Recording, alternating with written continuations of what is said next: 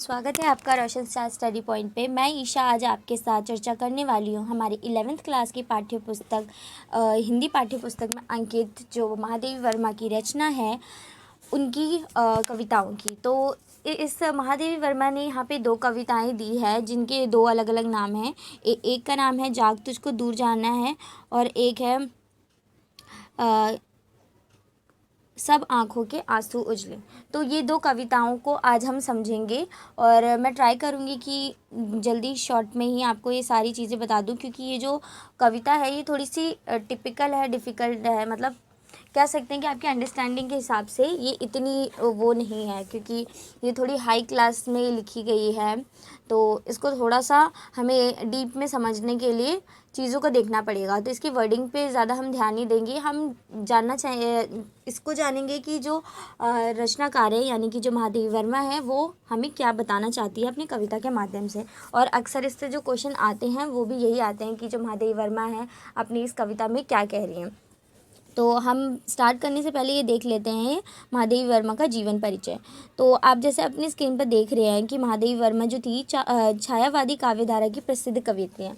तो छायावादी जो काव्य है इसका मतलब ये होता है कि एक परंपरा चलती आ रही है हिंदी साहित्य में। तो इनमें 4 पार्ट में इन्हें डिवाइड किया गया और इसी में से एक छायावाद है। तो जो छायावाद होते हैं ना उसे कहते हैं कि एक पिछली वाली जो कविता रचना है उसका एक छाया है, मतलब परछाई जैसे होती है वो पूरी एग्जैक्ट वैसी नहीं होती, लेकिन उसका थोड़ा सा बिंब हमें उसमें दिखाई देता है। तो इसी तरह से हम इसकी भी अभी इतना चर्चा नहीं करेंगे। ये हमारा जो क्वेश्चन है मेनली एग्ज़ाम के हिसाब से वो करते, क्योंकि आपके एग्ज़ाम भी स्टार्ट हो गए होंगे आई थिंक। तो महादेवी वर्मा जो है छायावादी कवियों में से एक हैं। तो छायावादी जो कवि है इसमें 4 स्तंभ बोले हैं। 4 स्तंभ क्यों बोले हैं? क्योंकि 4 स्तंभ में एक महादेवी वर्मा है, एक सूर्यकांत त्रिपाठी निराला है, एक जयशंकर प्रसाद है और एक सुमित्रा नंदन पंत है। जो जयशंकर प्रसाद है उन्होंने ही छायावादी कविता की रचना की स्थापना की थी कह सकते हैं, और फिर बाकियों ने भी उन्हीं की तरह अपना नाम इसमें बनाया। तो महादेवी वर्मा भी छायावादी कवित्री मानी जाती है और उनकी रचना छायावाद में लिखी गई है। तो इनका जीवन परिचय थोड़ा सा दिया गया है, तो आप एग्ज़ाम पॉइंट ऑफ व्यू से इन चीज़ों को याद कर लीजिएगा कि उनका जन्म कहाँ पे हुआ था, उनके पिता का नाम क्या था और उनकी माता या फिर उनका विवाह, फिर कहाँ पे उन्होंने शिक्षा ग्रहण की थी। और रचनाओं में से कोई 2 रचना आप ज़रूर याद कर लीजिएगा। ये सांदे गीत आप कर सकते हो और पद के साथी, क्योंकि एक काव्य ग्रंथ और एक गद्य रचनाएं, इन दोनों में से एक एक को ज़रूर याद कर लीजिएगा, ताकि आप अगर साहित्यिक परिचय दे रहे तो उसमें आप इसे मेंशन कर सकें। फिर इनकी काव्यगत विशेषताओं को बता दीजिएगा कि आधुनिक युग की मीराबाई कहा जाता है। इन्हें मीरा क्यों कहा जाता है? क्योंकि मीरा जो थी वो एक ऐसे ईश्वर को मानती थी। मतलब वैसे तो हम कह सकते हैं वो भक्ति काल में सगुण कवि मतलब सगुण जो काव्य धारा है उसकी रचना करती थी, क्योंकि जो मीराबाई हैं वो श्री कृष्ण को मानती थी, यानी उनकी मूर्त पूजा करती थी और मूर्त में ही उनको मानती थी। लेकिन इन्होंने ना कुछ नया किया है, इन्होंने एक रहस्यवाद की छाप की है। यहाँ पे आप देख सकते हो रहस्यवाद। तो रहस्यवाद का मतलब ये होता है ना कि अगर आप किसी चीज़ को यानी ईश्वर को ऐसी चीज़ में ढूंढने की कोशिश कर रहे हो जो एग्जिस्ट नहीं करती है, जैसे वो हमें दिख नहीं रहे हैं पर हम उनको मान रहे हैं, जैसे कि ईसाई धर्म में माना जाता है, ईसाई धर्म में भी मूर्त पूजा होती है। हम कैसे मुस्लिम धर्म में भी क्यों, तो आजकल तो अब मस्जिद बने हुए हैं बहुत सारे, लेकिन एग्जैक्ट उनका कोई रूपरेखा नहीं है ईश्वर की उनके।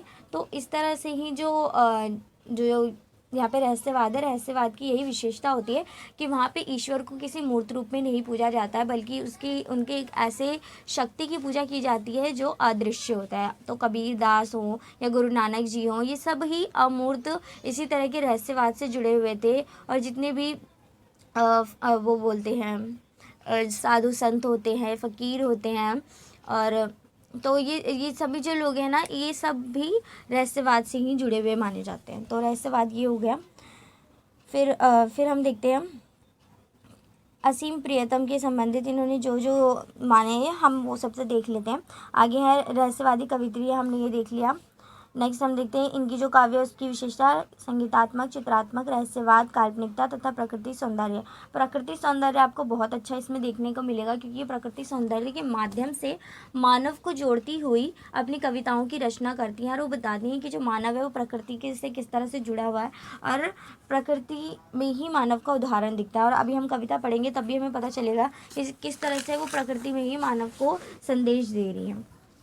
तो महादेवी वर्मा की अब भाषा की चर्चा करें तो उनकी भाषा स्वच्छ है, कोमल है, मधुर है, संस्कृत यानी संस्कृतनिष्ठ है उनकी भाषा, और तत्सम शब्दों का प्रयोग करती हैं वो खड़ी बोली में। ठीक है, तो इनकी लोकोक्तियाँ मुहावरों की सटीक प्रयोग है। लोकोक्तियाँ पता है जो जन प्रचलित होती हैं वो, और लोकोक्तियों में एक उसके पीछे कोई कथा या कहानी छुपी होती है, तो वो उन्हीं का प्रयोग करती हैं, मुहावरों का प्रयोग करती है अपनी कविताओं में। अब हम कविता पे चर्चा करते हैं, तो एक ब्रीफ इंट्रो ले लेते हैं इन दोनों कविताओं का। पहला हम देखते हैं, जाग तुझको दूर जाना है।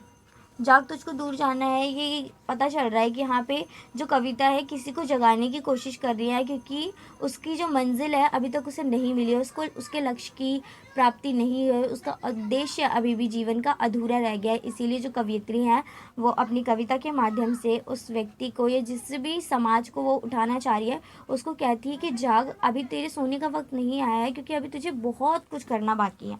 तो इसीलिए जाग तुझको दूर जाना है, ये कविता का नाम रखा गया। तो हम देखते हैं, प्रस्तुत गीत महादेवी वर्मा की प्रसिद्ध रचना संध्या गीत। अभी मैंने ऊपर मार्क भी किया था संध्या गीत, तो ये जो रचना ली गई है वो संध्या गीत से ली गई है। ऐसा होता है ना कि जो रचनाकार होते हैं इनकी अपनी एक पुस्तक छपती है जिसके अंदर इनकी बहुत सारी कविताएं होती हैं और उनकी व्याख्याएं या अपने हिसाब से इंटरप्रेट करके करते हैं। तो लेकिन हमें जो होता है, हमें किसी एक पर्टिकुलर कवि के बारे में नहीं पढ़ना होता है अपनी स्टडी के दौरान, तो हम अलग अलग कवियों के बारे में पढ़ते हैं। तो जो कविताएं हमें सिलेबस में दी जाती है ना, वो किसी न किसी बुक से निकाली हुई होती है। तो ये कविता जो है वो संध्या गीत से निकाली गई है। तो आप इसे मेंशन करोगे जब आप प्रसंग सहित व्याख्या करते हैं, तो प्रसंग में आप लिखोगे इसे कि जो जाग तुझको दूर जाना है जो कविता है ये महादेवी वर्मा द्वारा रचित रचना जो संध्या गीत में अंकित है वहाँ से ली गई है। और यहाँ पर अब वो किस चीज़ का वर्णन करते हैं, थोड़ा सा उसका ब्रीफ दे देंगे फिर आगे बढ़ेंगे। ये एक जागरण गीत है, तो ये भी चीज़ आप प्रसंग में लिख सकते हैं या तो संदर्भ में भी लिख सकते हैं कि ये जागरण गीत है जिसमें कवित्री ने क्या किया है, स्वाधीनता प्राप्ति के लिए भारतीय वीरों का राष्ट्रीय विघ्न, बाधाओं और कठिनाइयों को परवाह किए बिना अपने लक्ष्य पर निरंतर आगे बढ़ते रहने की प्रेरणा दी है। तो मैंने बोला कि यहाँ पे कोई सो रहा है जिसको जगाने की कोशिश कर रही है कवयित्री अपनी कविता के माध्यम से। तो अगर आप इनकी जीवन परिचय पढ़ेंगे तो आपको पता चलेगा कि उस टाइम स्वाधीनता की लड़ाई हो रही थी जब जिस दौरान ये जीवित थे या इनका जीवन काल चल रहा था। तो जब आप अपने आसपास के माहौल में कुछ ऐसी चीज़ें देखते तो आपको प्रेरणा मिलती है वैसे ही करने की। तो एज अ पोएट इन्होंने ये सोचा कि मैं भी ऐसी रचना करती हूँ जिससे जितने भी समाज है या फिर जो भी ऐसे लोग हैं जो स्वतंत्रता सेनानी है या जो स्वतंत्रता आंदोलन में भाग ले रहे हैं उनके अंदर एक जोश भर सकूँ, ऊर्जा भर सकूँ, ताकि वो अपने देश को आज़ाद कराने के लिए उसमें भाग ले सकें। तो इसीलिए वो अपनी कविता की रचना करती हैं। और इसमें वो क्या कहती हैं कवित्री कि भारतीय जो वीर हैं उनको वो राष्ट्रीय विघ्न बाधाओं, मतलब आप जब राष्ट्र को आज़ाद कराने गए तो आपको बहुत सारी बाधाएं मिलेंगी, लेकिन उन सबको पार करते हुए, सारी कठिनाइयों को पार करके आपको अपने लक्ष्य को प्राप्त करना है। इस चीज़ की वो अपनी कविता के द्वारा से प्रेरणा दे रही हैं।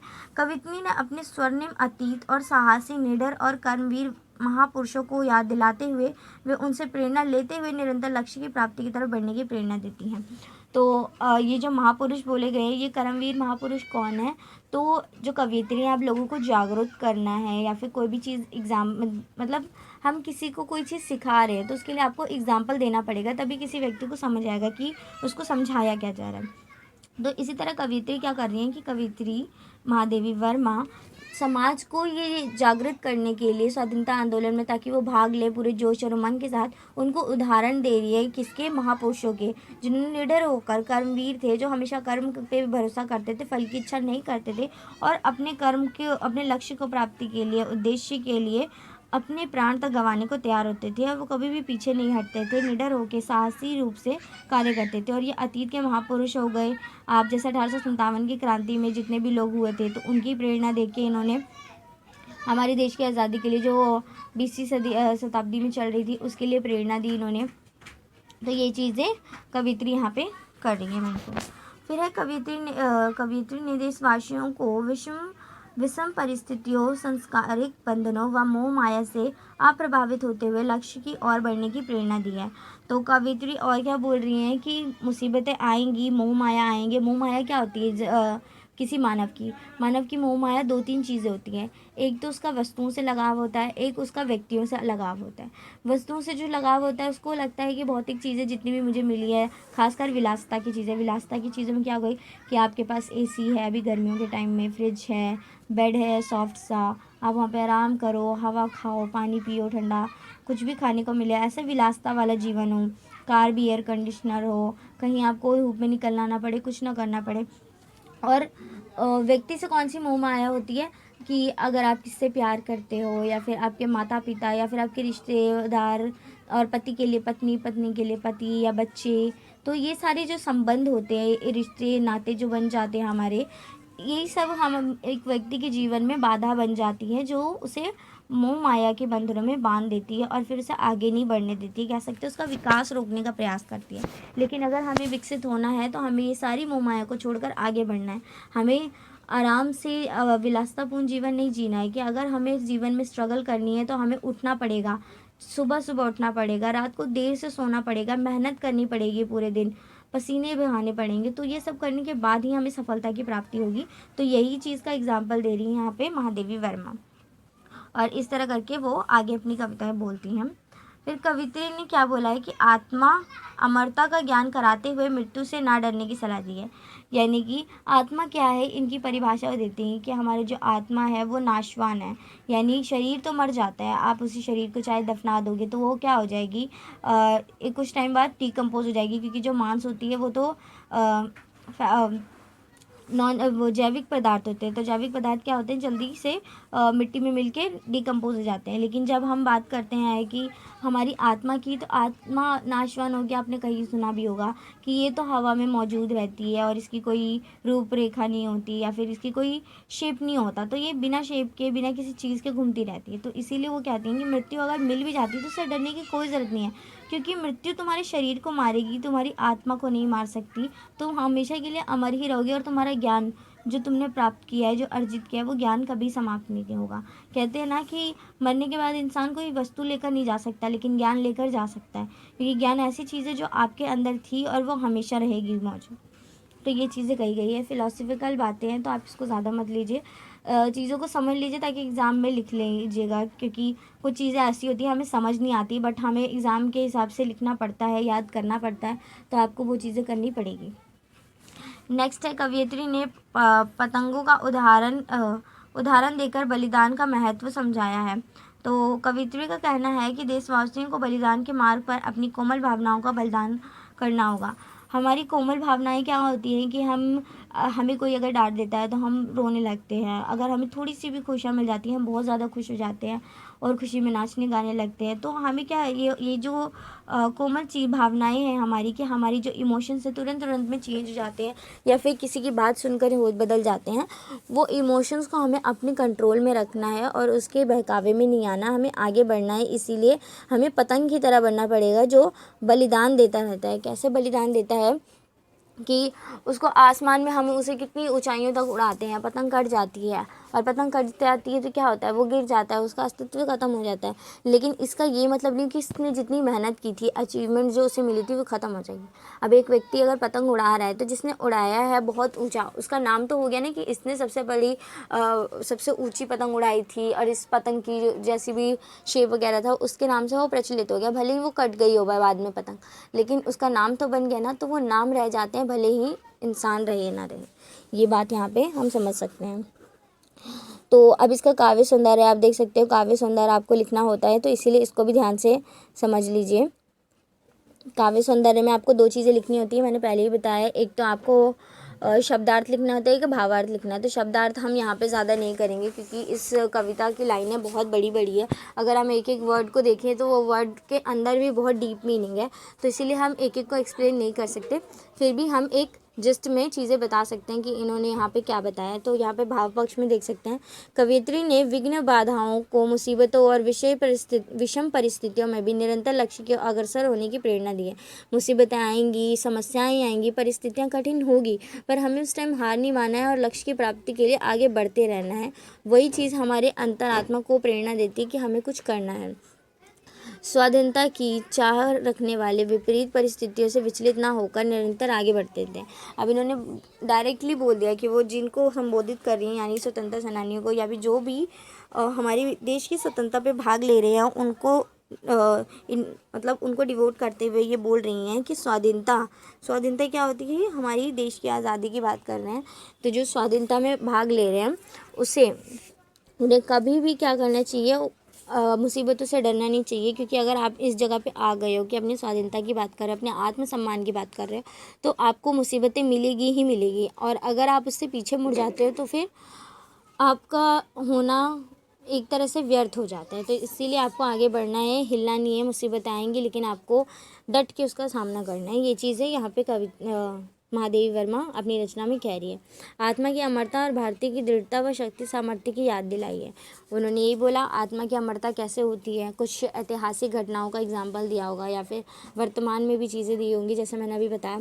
और भारतीयों की दृढ़ता व शक्ति सामर्थ्य की याद दिलाई है। उन्होंने बताया किस तरह से हमारे पहले के भी बहुत सारे भारतीय जो लोग थे अपने देश की स्वतंत्रता के लिए मरे, जैसे मैंने 1857 की क्रांति बताई आपको।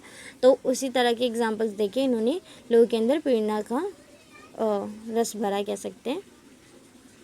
फिर हम नेक्स्ट कविता देख लेते हैं इसी के सेकंड पार्ट को। सब आँखों के आंसू उजले।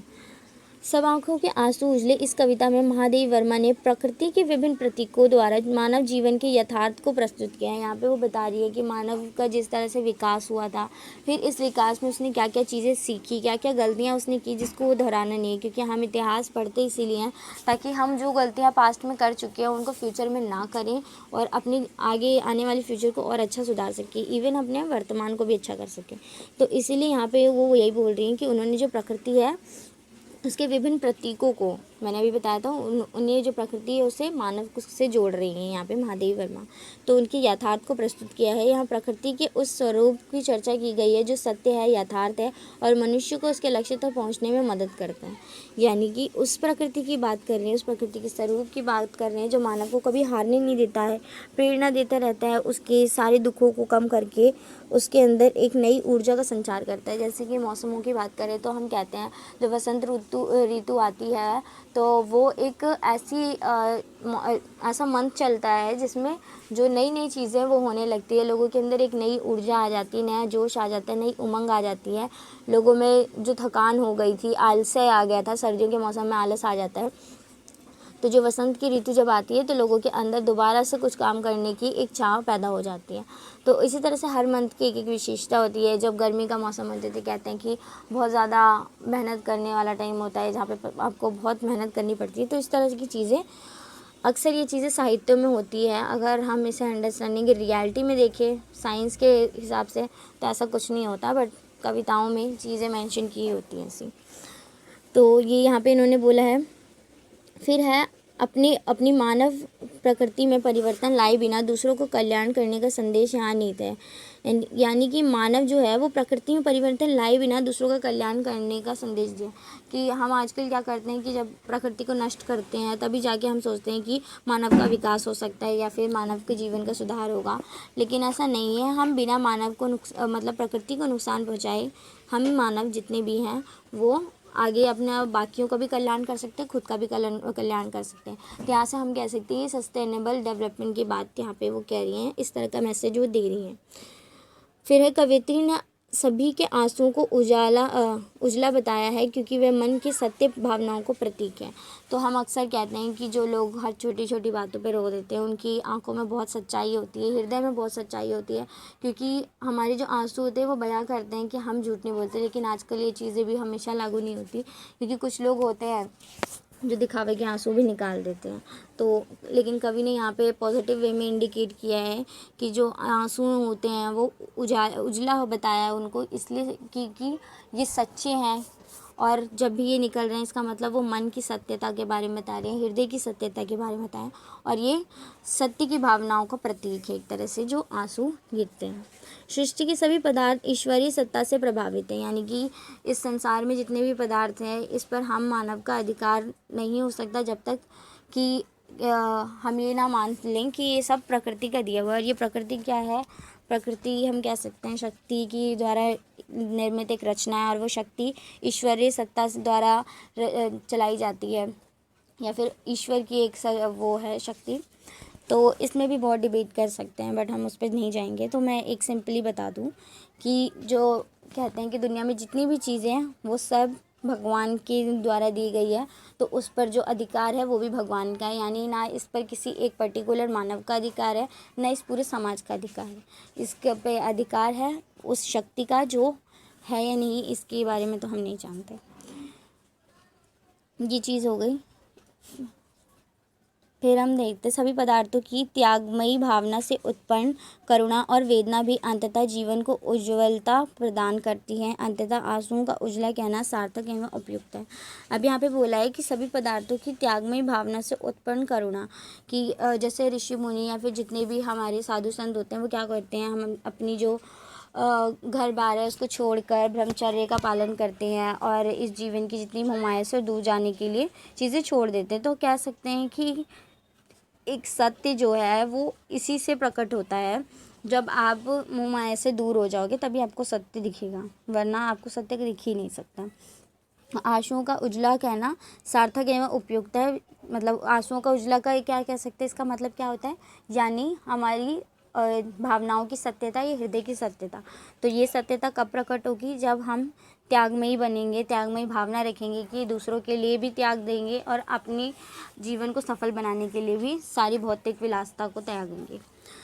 सपनों को सच बनाने के लिए मनुष्य को जीवन में आने वाली कठिनाइयों और सुख दुख का साहसपूर्ण सामना करना चाहिए। कहते हैं कि अगर हम मेहनत नहीं करेंगे तो सफलता कभी नहीं मिल सकती, और बिना मेहनत के कोई फल मीठा नहीं हो सकता। तो वही बात है कि कुछ पाने के लिए कुछ खोना पड़ता है, तो इसीलिए आपको सुख दुख का साहसपूर्ण सामना करना पड़ेगा। सुख भी मिलेगा, दुख भी मिलेगा, आपको हार नहीं माननी है, कठिनाइयों को सामना करना है, फिर आगे बढ़ना है।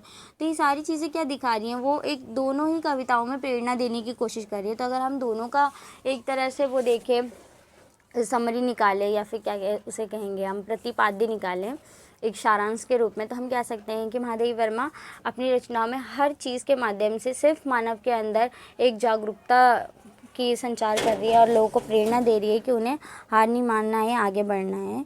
इस चीज़ की बात करती हैं। दीपक की तरह जलना और फूलों की तरह खिलना आना चाहिए। एक ही परम सत्ता के अंश भिन्न भिन्न पदार्थों में भिन्न भिन्न रूपों में दिखाई देता है। यानी कि हर किसी की रचना जो भी हुई है वो ईश्वर ने ही की है, लेकिन उनका रंग रूप अलग है, उनके अंदर की भावनाएं अलग है, और अगर हम उनको फिज़िकली और वैसे भी देखें तो वो भी चीज़ें अलग अलग।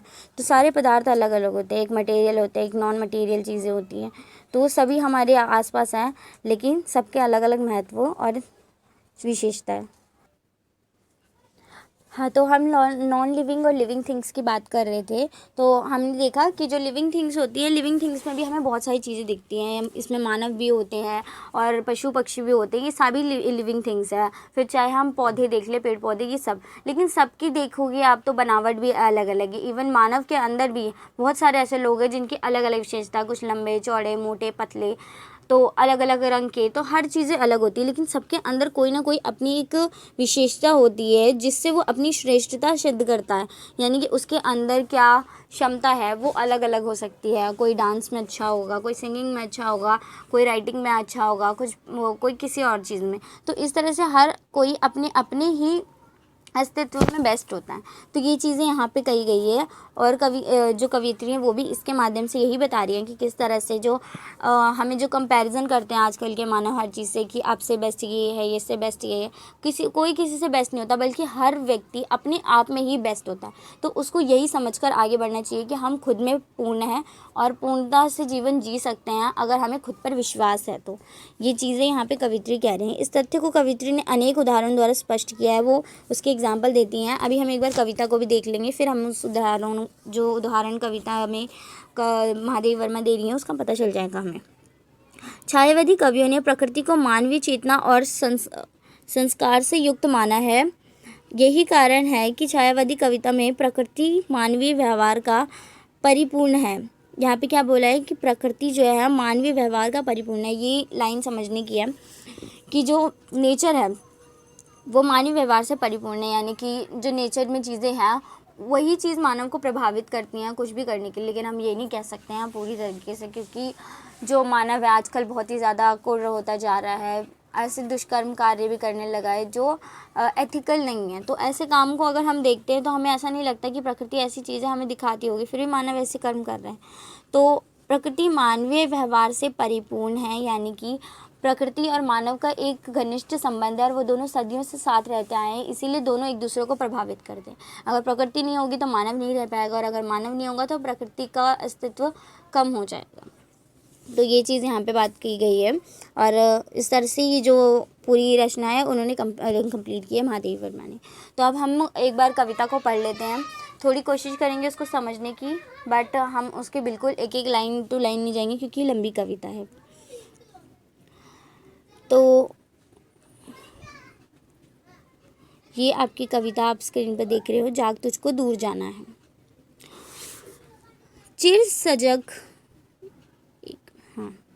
चिर सजग आंखें उनंदी, आज कैसे व्यस्त बाना, जाग तुझको दूर जाना। अचल हिमगरी के हृदय में आज चाहे कंप होले, या प्रलय के आंसुओं में मन अलासत व्योम रोले। आज पी आलोक को डोले, तिमिर की घोर छाया, जाग कर विद्युत शिखाओं में निठुर तूफान बोले। पर तुझे है नाश पथ पर चिन्ह अपने छोड़ आना, जाग तुझको दूर जाना। बांध लेंगे क्या तुझे ये मोम के बंधन सजीले, पंथ की बाधा बनेंगे तितलियों के पर रंगीले। विश्व की क्रदन भुला देगी मधुप की मधुर गुनगन, क्या डुबा देंगे तुझे ये फूल के दल ओस गीले। तू ना अपनी चाह को अपने लिए कारा बनाना, जाग तुझको दूर जाना। वज्र का और एक छोटे अश्रुकण में धो गलाया, दे किसी जीवन सुधा दो घूट मदिरा मांग लाया। सो गई आंधी मलय की बात का उपधन ले क्या, विश्व का अभिशाप क्या चीर नींद बनकर पास आया। अमृता सुत चाहता क्यों मृत्यु को उर में बसाना, जाग तुझको दूर जाना। कहन ठंडी सांस में अब भूल वह जलती कहानी, आग हो उर में तभी दृग में सजेगा आज पानी। हार भी तेरी बनेगी माननी जय की पताका, राख क्षणिक पतंग की है अमर दीपक की निशानी। है तुझे अंगार शैया पर मृदुल कलियां बिछाना, जाग तुझको दूर जाना। तो अब मैं इस कविता की एक बार वो बता देती हूँ लाइन। तो चीर सजग आंखें, जो यहाँ पे पहली लाइन दी गई है, चीर सजग आंखें उनंदी, आज कैसा व्यस्त बाना। यहाँ पे चीर सजग जो बातें कही गई है इसका मतलब होता है कि आपको सावधान रहना है उस उनंदी से, यानी नींद से भरी हुई, जो हमें बहुत नींद आ जाती है और फिर हम कैसे अस्त व्यस्त हो जाते हैं। जब हमें आलस आ रहा होता है, नींद आ रहा होता है, तो हम बिल्कुल एकदम मैनेज नहीं होते हैं, बिल्कुल रिलैक्स होना चाहते हैं, बिल्कुल रिलैक्स हो जाते हैं, हमें कोई टेंशन नहीं होती है। तो हमें इस चीज़ से सावधान रहना है कि अपनी आँखों को उस उनंदी से दूर रखना है, नींद से दूर रखना है, जो हमें आगे बढ़ने से रोकेगी। कहते हैं ना कि जो सोता है वो खोता है। तो हमें सोना नहीं है, हमें जागना है, क्योंकि हमें अपने लक्ष्य को पाना है। तो इसीलिए वो कह रही है कि जाग तुझको दूर जाना। नेक्स्ट लाइन है, अचल हिमगिरी के हृदय में आज चाहे कंप होले, या प्रलय के आंसुओं में मौन अलसित व्योम रोले। अब यहाँ पे अचल हिमगिरी, अचल क्या होता है, जो नॉन मूवमेंट चीज़ें होती हैं उसे कहते हैं। हिमगिरी का मतलब आपको पता होगा, पर्वत जो बर्फ़ से ढके हुए थे। तो वो हिमगिरी के पर्वत हृदय में आज चाहे कंप होले, यानी कि चाहे पहाड़ों की जो कह सकते हैं भूकंप आ जाए या लैंडस्लाइड हो जाए ऐसी जगह पे, या फिर ऐसा हो कि आकाश से जो है बादल फट जाए और बारिश हो जाए, पूरी जगह पूरी की पूरी चीज़ें भर जाए पानियों से। प्रलय के आंसुओं में मौन अलसित व्योम रोले, चाहे कितना ही ज़्यादा बुरा ही क्यों ना हो जाए, आकाश रोने लगे, यानी बारिश हो जाए तेज, लेकिन तुम्हें हार नहीं माननी है, क्योंकि तुम्हें आगे बढ़ना है, तुम्हें हिलना नहीं है। उस पर्वत की तरह जो हर मौसम में हर घड़ी एक ही जगह पे टिका हुआ है और कभी अपनी पोजीशन चेंज नहीं करता है। उसके ऊपर कितनी मुसीबतें आती है लेकिन वो कभी हिलता नहीं है। तो इस तरह से हमें एक जगह टिके रहना है। आज भी आलोक को डोले तिमिर की घोर छाया, जाग विद्युत शिखाओं में निठुर तूफान बोले। यानी कि आलोक को डोले तिमिर की घोर छाया, यानी जब बवंडर आते हैं, तूफान आते हैं, तो क्या होता है कि सारी चीज़ें जो होती हैं उथल पुथल हो जाती हैं, तूफान आ जाता है, कोई चीज़ कार्य नहीं करती है। तो ये सब चीज़ें होंगी, मौसम बदलेगा, ऋतुएं बदलेगी, लोग बदलेंगे आपके सामने, लेकिन आपको नहीं बदलना है और आपको अपने लक्ष्य के लिए दृढ़ होते जाना है। जिस तरह से मुसीबतें आपको मिलेगी, मुसीबतें होती भी इसलिए ताकि हमें वो और भी ज़्यादा मजबूत बना सकें। तो उन मजबूत जो मुसीबतें आ रही हैं उसको हमें डट कर सामना करना है, ताकि हम अपनी ताकत को और बढ़ा सकें और अपने आप को कभी हारने ना दें। पर तुझे है नाश पथ पर चिन्ह अपने छोड़ आना, जाग तुझको दूर जाना। यानी रुकावटें हज़ार आएंगी, लेकिन फिर भी आपको क्या करना है, अपने चिन्ह छोड़ के जाना है, अपना नाम कमा के आना है। भले ही आपका शरीर आपको छोड़ दे, लेकिन आपका नाम बनना चाहिए कि आपने कुछ तो किया है। इस जीवन में आने का एक अर्थ तो बनता है कि आप इस जीवन में कुछ करके जाओ।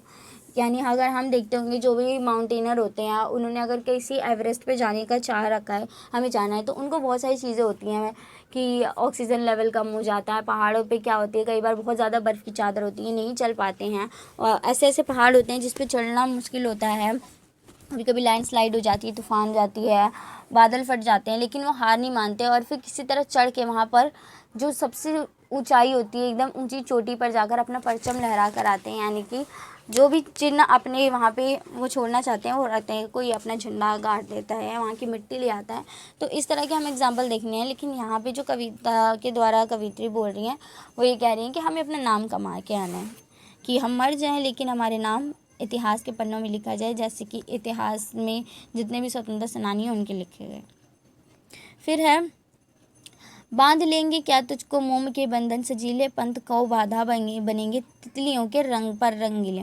यहाँ पे तितलियों के पर रंगीले, यहाँ पे जो चीज़ें बोली है ये उन चीज़ों के लिए कही है जो हमारे बहुत क्लोज होते हैं, लव वंस होते हैं, उनके लिए बोला गया है कि ये लोग चीज़ें जो क्या आती हैं हमें बांधने की कोशिश करते हैं। जो रिश्ते नाते होती हैं, हम जिससे प्रेम करते हैं, वो हमें क्या करते हैं, बार बार अपनी मोह माया में बांधने की कोशिश करता है, जाने नहीं देता। अब अगर आप एक सैनिक को देख लो, उसने शादी की है, शादीशुदा सैनिक है, तो उसकी पत्नी क्या सोचेगी कि मेरा पति ना जाए मुझसे दूर, मेरे साथ रहे, क्योंकि अगर वो जाएगा सेना में और लड़ेगा, क्या पता उसकी मृत्यु हो जाए, तो फिर मेरा क्या होगा। तो उसे रोकने की कोशिश करेगी, वो उसे जाने नहीं देगी। लेकिन उस टाइम एक सैनिक क्या सोचता है कि मेरा पहला कर्म क्या है, कि मैंने अगर इस चीज़ में भाग लिया है, अगर मैं एक सैनिक हूँ, तो सैनिक के रूप में मेरा कर्तव्य बनता है कि मुझे इन सबको छोड़कर जाना है। उनकी माँ रोकने का प्रयास करेंगी, उनकी पत्नी रोकने का प्रयास करेंगी, लेकिन नहीं, उन्हें कर्म से अपने हटना नहीं है। उनके हाथों को छोड़कर, उनके बंधन, उनकी मोह माया को, उनकी यादों को छोड़कर आगे बढ़ना है और अपने कर्म को आगे रखना है, अपने लक्ष्य को आगे रखना है और आगे बढ़ते रहना है। ये चीज़ें यहाँ पे बताई गई। नेक्स्ट है, विश्व का क्रदन भुला देगा मधुप की गुनगुन, क्या डुबा देंगे तुझे यह फूल के दल ओस गीले। तो यहाँ पे भी यही चीज़ें बोली कि कुछ कुछ चीज़ें होती हैं, वही विलासिता की चीज़ें, कि हमें अगर हम कभी आ रहे हैं, जैसे कि छुट्टियाँ मनाने के लिए आते हैं हॉस्टल्स में कोई रहने के लिए अपनी फैमिली के पास, तो उनको बहुत ज़्यादा अच्छा लगता है अपने घर में, क्योंकि अपनी चीज़ें होती हैं वहाँ पे, हम जो चाहे जैसे चाहे कर सकते हैं। विलासिता की सभी चीज़ें, हमें कोई थकावट नहीं हो रही, सब काम करने को अपने आप ही मिल रहा है, खाना पानी वगैरह। लेकिन और ऐसे में हम भूल जाते हैं कि हमें क्या काम करना है जब हमें ये ऐसी विलासिता की चीज़ें मिल जाती है। तो जो कवियत्री है वो यही कह रही है कि हमें ऐसा नहीं करना है कि अगर हमें कोई विलासिता मिल गई तो हम उसके बीच में ही बंधे रह जाएंगे, बल्कि हमें उन सबको छोड़कर, त्याग कर आगे बढ़ना है और उस दल से जो हमें बांध रहे हैं उससे हमें निकल के वापस आना है। तूने अपनी चाह को अपने लिए कारा बनाना, जाग तुझको दूर जाना। तो कारा, यहाँ पे जो चीज़ बोली गई है, ये कारा मतलब होता है बंधन। तो हमारी जो कुछ चाह होती है, इच्छा होती है, जिसको करने के लिए हम जीवित हैं, तो कई बार हम अपनी इच्छाओं की वजह से उसी के बंधन में बन जाते हैं। जैसे आपकी अगर कोई इच्छा है, जैसे कि डांसिंग हो गई या फिर म्यूज़िक हो गई, लेकिन आपका करियर है कि आप यूपीएससी करना चाहते हो, सीएससी या कोई भी ऐसे कॉम्पिटिटिव एग्ज़ाम्स करना चाहते हो, तो फिर आपको अपनी हॉबीज़ को छोड़ना पड़ेगा, अपने बंधनों को त्यागना पड़ेगा। चाहे कुछ टाइम के लिए त्यागो, लेकिन त्यागना पड़ेगा, क्योंकि आपको मेहनत करनी है, आपको पूरा फोकस कहीं और लगाना है। तो ये चीज़ों को हमें जानना पड़ेगा। तो अपनी चाह को दूर रख कर यानी अब उसके बंधन में ना बंधकर हमें आगे बढ़ना है, दूर जाना है, क्योंकि हमें हमारा यही अंत नहीं है कि अपनी जो चाह हो गई, हमें जो 2 पल की खुशियाँ मिल गई है उसी में खुश होकर रह जाएँ कि हाँ अब मेरा जीवन सफल हो गया। बल्कि अभी तो हमें बहुत लंबा सफ़र करना है और इस लंबे सफ़र में हमें बहुत कठिनाइयाँ मिलेंगी, उसके लिए हमें अभी जागना है, हमें सोना नहीं है। वज्र का और एक छोटे अश्रुकण में धो गलाया, दे किसी जीवन सुधा दो घूट मदिरा मांग लाया। कि यही होता है कि कोई कोई इमोशनल ऐसे ब्लैकमेल करते हैं, कई बार आपने भी देखा होगा टीवी सीरियल्स में इतने दिखाते हैं। और ये ज़्यादातर अपने लोग होते हैं जो कहते हैं कि नहीं आपको नहीं जाना है, तो हम भी क्या हो जाते हैं, थोड़ा पिघल जाते हैं उनकी बातों में और फिर कहते हैं ठीक है कोई बात नहीं। और जैसे 2 घूँट मदिरा पीने के बाद हम अपना सुध-बुध खो दे जाते हैं कि हम कौन हैं, क्या करने आए थे, हमारा उद्देश्य क्या, लक्ष्य क्या है, ये चीज़ें सब कुछ भूल जाते हैं। उसी तरह से ये हो जाता है जब कोई इमोशनल ब्लैकमेल करता है, हम कुछ पल के लिए ये कहते हैं कि ठीक है कोई बात नहीं, हम इमोशनली सपोर्ट करने लगते हैं उससे, तब हम ऐसे ही हो जाते हैं जैसे शराब पीने के बाद, मदिरा पीने के बाद हो जाता है एक मनुष्य, कि हम अपने लक्ष्य से दूर हो जाते हैं। तो हमें ऐसा नहीं करना है। सो गई आंधी मलय की वात का उपधान ले, क्या विश्व का अभिशाप क्या चीर नींद बनकर पास है। अब यहाँ पे ये बोला गया है कि जो मलय पर्वत है, मलय पर्वत क्या होता है, एक चंदन की आपने लकड़ी सुनेगी तो उसमें से खुशबू आती है, तो वो चंदन की लकड़ी कभी मलय पर्वत से निकलती है। तो जो मलय है ना, उस वहाँ से जब भी हवा गुजरती है तो सुगंध आती है। लेकिन अब क्या हो रहा है कि सुगंध नहीं आ रही है, कवित्री ये उदाहरण दे रही है कि सुगंध नहीं आ रही है। और ये कैसा अभिशाप विश्व को मिला है, मतलब वो बोल रही हैं कि एक श्राप मिला है हमारे विश्व को कि हम सबको नींद आ जाती है, बहुत जल्दी हमारे पास नींद आ जाती है और हम आलस करने लगते हैं। तो ये जो श्राप है, हमें इस श्राप से मुक्त होना है, उसके लिए हमें मेहनत करनी पड़ेगी और नींद को चकमा देना होगा। जैसे हम कहते हैं कि माइंड हमें कंट्रोल ना करे, हम माइंड को कंट्रोल करें, उसी तरह नींद हमें हमारे पास आएगी, हमें ज़बरदस्ती करेगी, लेकिन हमें हार नहीं मानना है और उस नींद को भी चकमा देकर अपने लक्ष्य की ओर आगे बढ़ना है। तो यहाँ पे वो चीज़ कही है। नेक्स्ट है, अमृता सुध चाहता कि मृत्यु की ओर मैं बसाना, जाग तुझको दूर जाना। यानी हर कोई चाहेगा कि मृत्यु को ओर में बसे, मतलब कोई नहीं चाहता है कि हम जल्दी मर जाए या फिर अपना जीवन अच्छे से ना जिए। लेकिन अगर हम इसकी मोह माया में रहेंगे कि हमें जीवन जीना है, जल्दी मृत्यु नहीं होनी चाहिए, ये वो, तो ये हमारे हाथ में नहीं होता। मरना जीना ये सब ईश्वर के द्वारा दी गई है, जो भी हमें प्राप्त मिल किया है उसको एक्सेप्ट करो और आगे बढ़ते रहो। तो अपने कर्म की ओर ध्यान दो, फल की इच्छा मत करो, यही बात है यहाँ पर। कहीं ना ठंडी सांस में अब भूल वह जलती कहानी, आग हो और मैं तभी दृग में सजेगा आज पानी। तो ये कहा जाता है ना कि जैसे एक मोम जलती रहती है तभी रोशनी देती है, जब वो चीज़ हमारे अंदर नहीं जलेगी, यानी हमारे अंदर की आग जब तक नहीं जलेगी तब तक हम कोई काम नहीं करेंगे, जब तक हम काम नहीं करेंगे तब तक हमें सफलता नहीं मिलेगी। तो हमें अंदर जो ठंडी सांस है, मतलब हमारी जो लौ है वो ठंडी हो गई है, उस ठंडी सांस को हटाकर हमें एक जलती हुई आग बनना है, ताकि हम अपने जीवन में एक क्रांतिकारी परिवर्तन ला सकें और अपने जीवन में जीवन के लक्ष्य को पा सकें। तो ये चीज़ें यहाँ कही हैं। हार भी तेरी माननी जय की पताका, राख क्षणिक पतंग की अमर दीपक की निशानी। यानी कि जब तुम जीतोगे ना तो तुम्हारी जीत की जो पताका है, खुशियाँ, वो हर कोई सेलिब्रेट करेगा। तो हार भी तेरी बनेगी, मतलब हारोगे भी आप, जीतोगे भी आप, ये दोनों आप ही पे निर्भर करता है। अगर हार रहे तो भी बुरा मत मानो, क्योंकि हार हमें कुछ ना कुछ सिखाता है, और अगर जीत रहे तो घमंड मत करो, क्योंकि वो जीत हार में भी बदल सकती है। जो भी होगा हमें उन सबको एक्सेप्ट करना है और आगे बढ़ना है। जिस तरह से एक पतंग होता है, कटने के बाद भी कभी दुखी नहीं होता, क्योंकि उसको इस बात की खुशी होती है कि कम से कम मैंने उस ऊंचाइयों को प्राप्त किया जिसकी मुझे इच्छा थी। है तुझे अंगार छाया पर मृदुल कलियां बिछाना, जाग तुझको दूर जाना। यानी कि कांटों भरे रास्ते हमें मिलने वाले हैं, लेकिन हमें उसमें क्या करना है, कलियां बिछाना है, मृदुल कोमल जो कलियां होती है फूलों की, जिस तरह से उसको बिछा कर आगे बढ़ना है। यानी अपने जीवन में कठिनाइयाँ हैं लेकिन उसको सरलता से जीना है और उस जीवन की नैया को पार करना है। ये चीज़ें कही हैं। आई जस्ट हो आपको ये वाली कविता समझ आ गई हो। मैं सेकंड करती हूँ क्योंकि हमारे पास टाइम नहीं है ज़्यादा। तो यहाँ पे प्रकृति से एग्जाम्पल दिया गया है, तो देखते हैं। सब आँखों के आंसू उजले, सबके सपनों में सत्य पला, जिसने आपको ज्वाला सौंपी उसने इसमें मकरंद भरा, आलोक लुटाया वह घुल देता, झर ये सौरभ बिखरा, दोनों संगी पथ एक किंतु, कब दीप खिला कब फूल जला, वह अचल धरा को भेंट रहा, सत सत निर्झर में हो चंचल, चिर परिधि बना भू को घेरे, इसका नित्य उर्मिल करुणाजल। कब सागर उर पाषाण हुआ, कब गिरि ने निर्मम तन बदला। नभ तारक सा घटित पुलकित, यह शुर धारा को चूम रहा। वह अंगारों का मधुरस पी, केसर किरणों सा झूम रहा। अनमोल बना रहने को कब टूटा कंचन हीरक पिघला। नीलम मरकत के संपुट दो, जिनमें बनता जीवन मोती। इसमें ढलते सब रंग रूप, उसकी आभा पदन होती। जो नभ में विद्युत मेघ बना, वह रज में अंकुर ही निकला। संस्कृति के प्रति पग में मेरी सांसों का नव अंकन चुन लो। मेरे बनने बिटने में नित अपनी साधों के क्षण गिन लो। जलते खिलते बढ़ते जग में घुलमिल एकाकी प्राण चला। सपने सपने में सत्य ढला।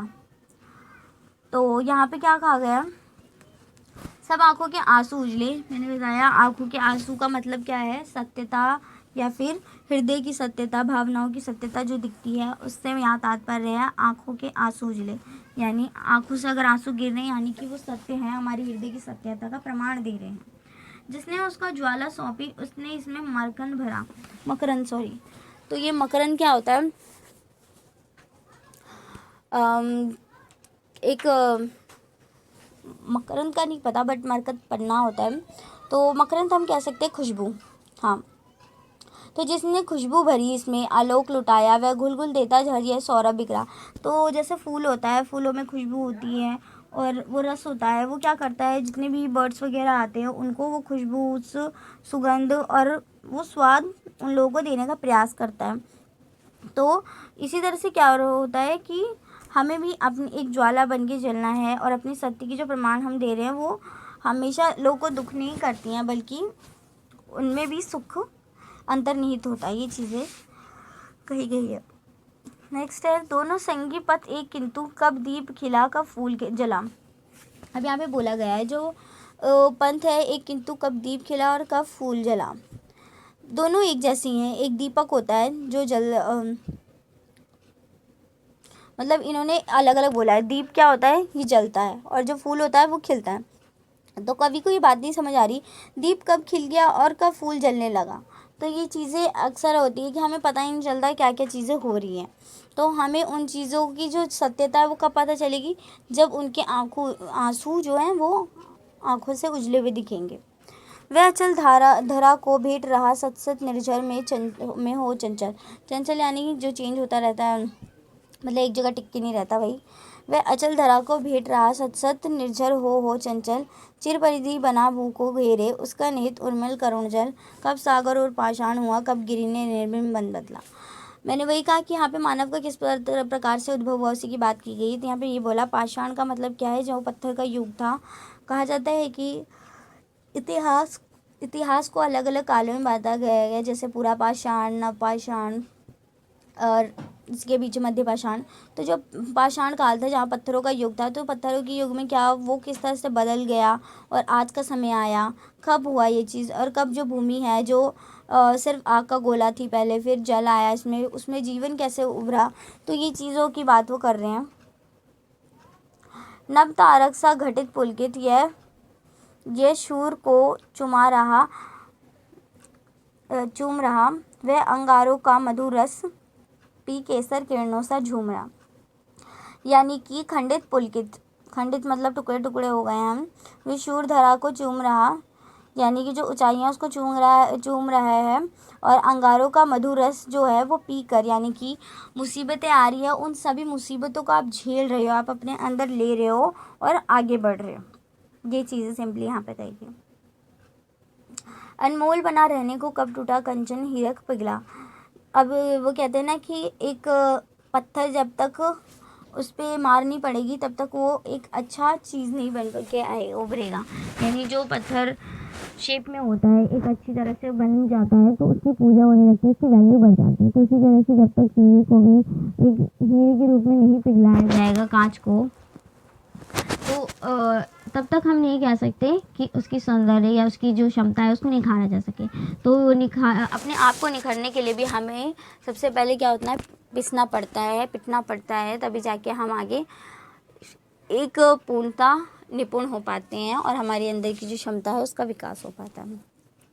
नीलम मरकत के सुपुर्द दो, जिनमें बनता जीवन मोती। अब देखते हैं नदी के अंदर जो सीपी होती है जिसके अंदर मोती बनती हैं, इसमें ढलते सब रंग रूप उसका आबस बदन होती है। यानी इसके अंदर हर चीज़ें बनती हैं, बिगड़ती है, मतलब एक चीज़ें तुरंत सही सही बन जाए ये ज़रूरी नहीं है, और हर बार बने ये तो बिल्कुल भी नहीं ज़रूरी है कि कोई चीज़ एक बार सही बन सकती है फर्स्ट टाइम में, पर सेकंड टाइम ज़रूरी नहीं है कि वो वैसी की वैसी बने। तो इस तरह से क्या हो रहा है, उसमें रंग रूप अंदर अंदर ढल रहा है। और ये चीज़ें मानव के जीवन में भी होती है कि मानव जब जन्म लेता है फिर किस तरह से उसका जीवन का अलग अलग स्टेजेस आती हैं। तो वो युवा अवस्था, फिर वो प्रौढ़ अवस्था, फिर मृत्यु, तो वो सारी वो जो अवस्थाएं हैं उसी तरह से यहाँ पे भी जो रंग रूप है वो बन रहा है, ढल रहा है। जो नभ से विद्युत मेघा बनना वह राज के अंकुर हो निकला। यानी कि जिसने ये संकट झेला है ना, मेहनत की है, वही एक अच्छा फल बन के निकला है। यानी कि एक अच्छी फल, एक प्रोडक्टिव चीज़ बनने के लिए हमें मेहनत करनी पड़ेगी, पिसना पड़ेगा, तब जाके ही हम अच्छी चीज़ बन के आएंगे। तो यहाँ पे मानव को कह सकते हैं फल से भी कंपेयर किया गया है। संस्कृत, तो यहाँ पे ये जो है मतलब संस्कृति, तो इसका मतलब होता है संसार, सृष्टि। तो जो सृष्टि है उसके प्रति पग में मेरी सांसों को नव अंकन चुन लो, मेरे बनने मिटने में नित अपने सादों को क्षण गिन लो। जलते खिलते बढ़ते जग में गुलशन एकाकी प्राण चला, सपने सपने में सत्य डाला। यानी कि हम ये सोच लेते हैं कि हम जो सपना देख रहे हैं वही सत्य है, जबकि हकीकत में क्या होता है, जब हम सपने से बाहर आते हैं वो सच है, और उस सच को हम एक्सेप्ट करना ही नहीं चाहते जो आँखों से मतलब सपनों से उठ कर दिख रहा है हमें, बल्कि हमारे जो अभी वास्तविक जीवन यथार्थ है उसको अच्छा बनाना चाहिए, ना कि हमें सपने अच्छे बनाने चाहिए। तो इस चीज़ पे फोकस किया गया है। और बनना मिटना ये चीज़ें तो लगा होता है, सांसें आती हैं फिर रुक जाती है, मृत्यु हो जाती है मनुष्य की, लेकिन उनकी जो एक एक क्षण है सांसों की, उनकी क्षणों को यूटिलाइज़ करो। यानी कि हमारे पास जो टाइम है वो बहुत कम है, हमें नहीं पता कब तक हमारे जीवन, तो इस जीवन को सार्थक बनाने के लिए हमें एक एक पल को प्रयोग में लाना पड़ेगा, और वो प्रयोग में लाने की बात यहाँ पे कवित्री महादेवी वर्मा करती हैं। तो ये चीज़ें हो गई। आई जस्ट होप कि आपको ये दोनों समझ आया होगा। मैंने कोशिश की है दोनों चीज़ों समझाने की, फिर भी ना समझ आया तो सपोर्ट मटेरियल की चीज़ों का आप देख लीजिएगा, थोड़ा आपको समझ आ जाएगा उसमें से भी। और मैंने कविता के बारे भी कोशिश कर दी है समझाने की। साहित्यिक परिचय आप याद कर लीजिएगा, नेक्स्ट क्लास में हम इसके इम्पॉर्टेंट क्वेश्चन आंसर्स की बात करेंगे। आज के लिए इतना ही, थैंक यू।